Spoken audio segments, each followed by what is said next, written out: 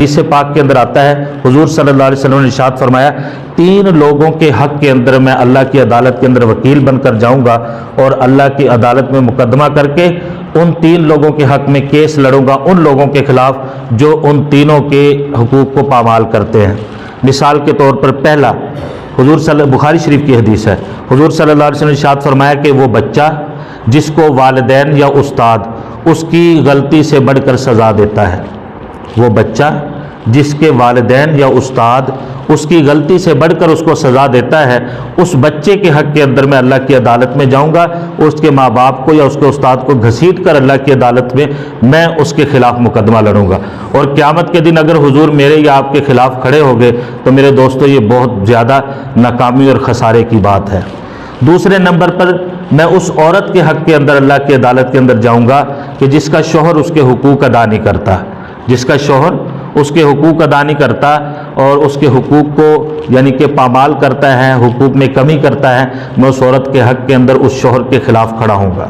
تیسرے نمبر پر میں اس ملازم یا اس مزدور یا اس ملازم کے حق کے اندر اللہ کی عدالت میں وکیل بنوں گا کہ جس سے کام پورا لیا جاتا ہے لیکن جتنا اس کا حق بنتا ہے اتنی اس کو اجرت نہیں دی جاتی، لہٰذا کبھی بھی کسی سے مزدوری لینی ہو، کبھی کسی سے ایک کام لینا ہو تو یہ نہ دیکھیں کہ مجھ سے کم کے اندر مل جائے، بارگیننگ کرتے ہیں اور اس کو یعنی کہ کم سے کم پر تیار کرتے ہیں۔ تو میرے محترم دوستو عزیزو، یہ کم سے کم پر نہیں دیکھنا،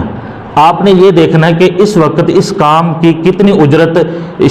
عقلاً شرعاً یا قانوناً ہونی چاہیے، اتنی اجرت دینا آپ کے ذمے ہے۔ بعض دفعہ تنگ دستی کی وجہ سے، بعض دفعہ یعنی کہ وہ کیا کہتے ہیں، وہ جو آپس میں مقابلہ بازی ہوتی ہے، اس کو آسان سا لفظ ہے انگلش کا، جی بالکل، کمپٹیشن کی وجہ سے بعض ضرورت مند اپنی حیثیت سے کم مزدوری پر بھی راضی ہو جاتے ہیں، لیکن آپ یہ خیال کریں کہ کل اس کے حق میں اللہ کے نبی میرے خلاف وکیل بن جائیں گے، یہ بات ذہن میں رکھیں کہ کیونکہ اور آپ دوسری نیت یہ کریں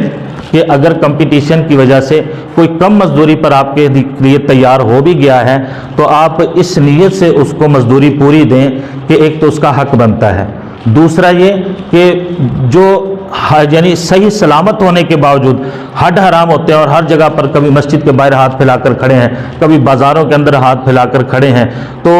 ان کی حوصلہ شکنی ہونی چاہیے، اور ایسے لوگوں کی جو سفید پوش ہے، محنت مزدوری کو ترجیح دیتے ہیں لیکن مجبور ہو کر کم مزدوری کے اوپر کام کرنے کے لیے تیار ہو گئے ہیں، ان کی حوصلہ افزائی کے لیے بھی آپ ان کو پوری اجرت دیں۔ ایک تو یہ کہ آپ قیامت کے دن اللہ کے نبی کی مخالفت سے بچ جائیں گے، اور دوسرا یہ کہ آپ نے اس کی حوصلہ افزائی کر دی۔ آپ دیکھیں بڑے یعنی یہ مشہور ہے بات، یعنی سوشل میڈیا پر بھی اس کو بہت زیادہ یعنی کہ ترغیب دی جا رہی ہے کہ ہم بڑے بڑے مالوں پر برانڈڈ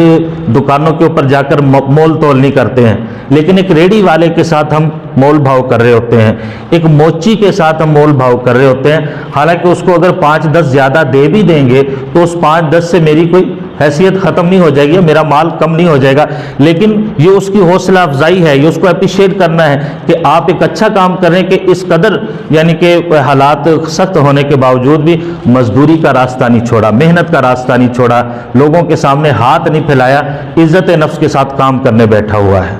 تو میرے دوستو یہ کچھ ضروری چیزیں تھیں، اس لیے رشتہ داری کا لحاظ کریں، رشتہ داری کو جوڑیں، جو رشتہ دار جن کو خاندان میں کوئی نہیں پوچھتا آپ ان کو پوچھیں، انشاءاللہ کل قیامت کے دن جب سارے اللہ کی توجہ چاہ رہے ہوں گے اس دن آپ کو اللہ اور اس کے رسول کی توجہ ملے گی۔